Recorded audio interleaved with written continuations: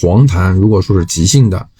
啊，那要去查个血，筛查一下特殊的感染。还有就是痰和鼻涕要分清楚，很多人分不清楚啊，有些人的习惯就是这样的啊，吸两下鼻涕是吧？倒吸两下鼻子，把那鼻涕吸到嘴里，啪吐出来，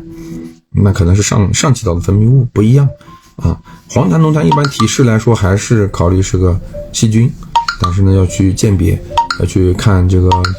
就是要看你的这个指标高不高，还看是不是有急性加重的症状。